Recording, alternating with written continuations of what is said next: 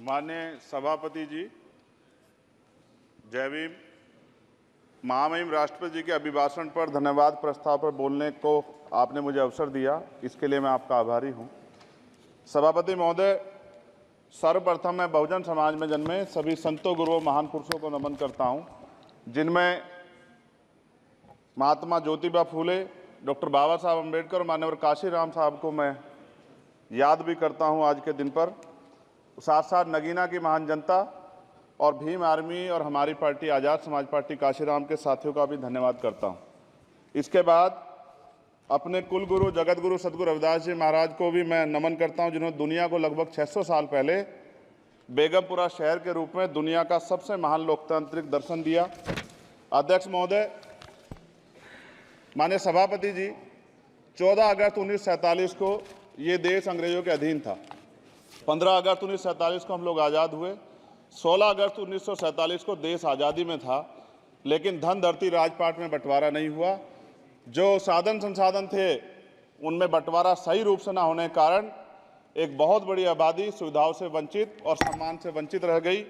उनको सम्मान देने के लिए और अंतिम व्यक्ति तक सुविधाएं पहुंचे, इसके लिए लोकतंत्र की व्यवस्था हुई। लेकिन आज़ादी के 70 साल बाद भी हम कहाँ खड़े हैं, इस पर ये चिंता का विषय है। मैं मानता हूं कि सामाजिक न्याय तभी होगा माननीय सभापति जी, जब जातीय जनगणना पूरी होगी और जातीय जनगणना कराई जाएगी और साथ साथ संख्या के आधार पर आरक्षण जो है वंचित वर्गों का बढ़ाया जाएगा। उसके साथ साथ जब राष्ट्रपति जी अभिभाषण पर बात रख रही थी तो उन्होंने शहरी और ग्रामीण क्षेत्रों के विकास की बात कही और ये भी कहा कि दुनिया में सबसे उत्तम शहर हमारे यहाँ बने। लेकिन माननीय सभापति जी, 70% आबादी तो गांव में निवास करती है, तो गांव की आबादी के बारे में भी सोचना होगा कि उनका जीवन कैसे बदले।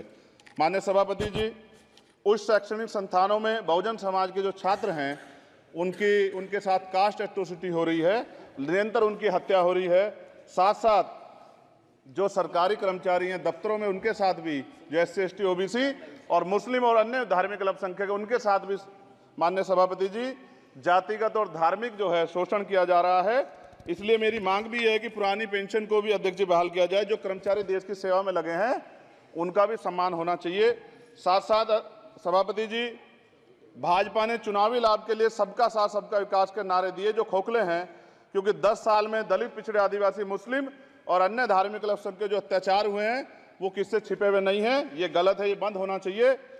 सभापति महोदय जी, महामहिम राष्ट्रपति जी के अभिभाषण में निजी क्षेत्रों में SC ST OBC को रिजर्वेशन देने का कोई उल्लेख नहीं हुआ है, जो कि आज चर्चा का विषय, क्योंकि 98% प्राइवेट सेक्टर है, 2% सरकारी सेक्टर है, तो 98% प्राइवेट सेक्टर में भी हमारी हिस्सेदारी की बात होनी चाहिए।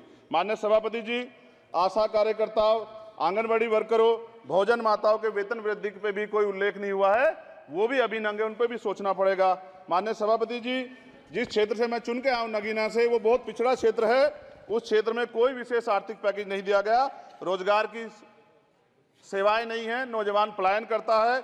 IIT, IIM, एम्स, केंद्रीय विद्यालय आदि शिक्षा में और चिकित्सा संस्थानों की स्थापना होनी चाहिए, जो कि नहीं है। और माननीय सभापति जी, मानसून सत्र आ गया है, मेरा क्षेत्र बाढ़ से बहुत प्रभावित है, इसलिए मैं आपसे आग्रह करूंगा कि वहां के लोगों को बाढ़ से निजात दिलाई जाए। माननीय सभापति जी, चीन हमें आंख दिखा रहा है और लगातार हमारे देश की सीमाओं में घुसपैठ कर रहा है, इसलिए अग्निवीर योजना को हटाकर पुनः सेना भर्ती शुरू की जाए और साथ साथ भारत की सबसे प्राचीन व बहादुर रेजिमेंट में से एक चमार रेजिमेंट को पुनः बहाल करा जाए, ऐसा भी मेरा आपसे आग्रह है। माननीय सभापति जी, पिछले सारे प्रधानमंत्रियों ने मिलकर जितना कर्ज लिया है उससे दुगना कर्ज हमारे वर्तमान के प्रधानमंत्री जी ने लिया है। किसान अगर अपना कर्ज माफ कराने के लिए जाता है तो लाठी झेलनी पड़ती है, जबकि सरकार ने धन्ना सेठों का 15 लाख करोड़ रुपया माफ किया है। इस ओर हमें ध्यान देना पड़ेगा, हमारी आने वाली पीढ़ियों को ये कर्ज चुकाना पड़ेगा। माननीय सभापति महोदय जी, किसानों को MSP की लीगल गारंटी तथा किसानों का कर्ज माफ होना चाहिए। साथ साथ 2 अप्रैल 2018 को SC ST के बच्चों पे बहुत बड़े पैमाने पे मुकदमे लगे थे, वो हमारी लड़ाई सही थी, ये सुप्रीम कोर्ट ने माना और बाद में सरकार ने माना, वो मुकदमे तुरंत वापस होने चाहिए। माननीय सभापति जी, प्रेस जो है उस पर भी शिकंजा कसा जा रहा है। जो पत्रकार सरकार खिलाफ बोलता है नौकरी से हाथ धोना पड़ता है और सोशल मीडिया हमारा हथियार है, उस पर तरह तरह के प्रतिबंध लगाए जा रहे हैं और विरोध करने वालों को सोशल मीडिया हैंडल भी सस्पेंड करा दिए जा रहे हैं। साथ साथ सभापति जी, पेपर लीक और परीक्षाओं के कैंसिल होने से देश के नौजवानों का भविष्य खतरे में है। नीट, यूपी सिपाही भर्ती सभापति जी और 69,000 शिक्षक भर्ती में आरक्षण घोटाला हुआ है, कोई पूछने वाला नहीं, खून के आंसू रो रहे हैं बच्चे, बेरोजगारी का दंश युवा झेल रहे हैं। इसलिए मेरा आग्रह है कि युवाओं के लिए कृपया समाप्त करें चंद्रशेखर। माननीय सभापति जी, मैं पहली बार बोल रहा हूं, आप कहेंगे मैं बैठ जाऊंगा, मैं आपकी बात, मैं संवैधानिक मर्यादा का पालन करूंगा, मगर हम तो माननीय सभापति जी सुन ही रहे हैं। आप बोलिए, 1 मिनट। धन्यवाद। 1 मिनट और बोलिए। अध्यक्ष सभापति जी, नारी सम्मान की बात करने वाली सरकार, हमने मणिपुर देखा सर, हमने पहलवान बेटियों का हर्ष देखा सर, और हमने सर हाथरस की बेटी का हर्ष देखा सर, और हाथरस के परिवार को जो वादा किया था सरकार ने वो भी पूरा नहीं किया। और महिलाओं में भी, स्पेशली दलित, पिछड़े और मुस्लिम वर्ग की, आदिवासी वर्ग की महिलाओं के साथ आज भी एनसीआरबी का डाटा कहता है सर जो जुल्म हो रहा है वो सहनीय नहीं है सर।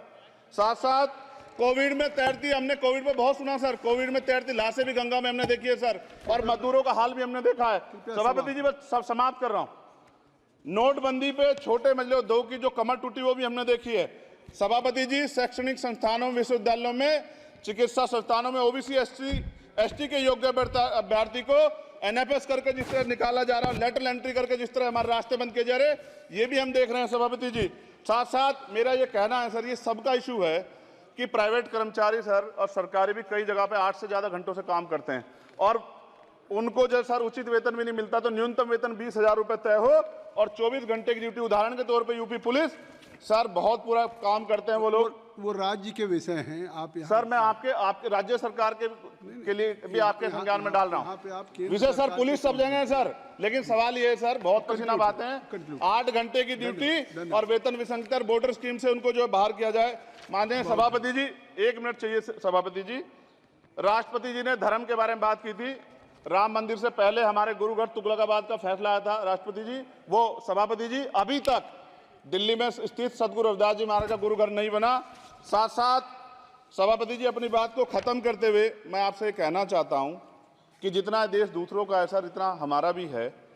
हम मरने के लिए पैदा नहीं हुए, जो चाहता है हमारी हत्या कर देता है। मूछे रखने पे, घोड़ी पे बैठने पे, मटकी छूने पे हमारी हत्या हो रही है। क्या बदला है सर 70 साल बाद भी?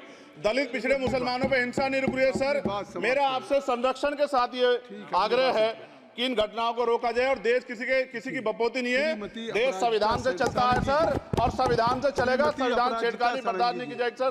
धन्यवाद।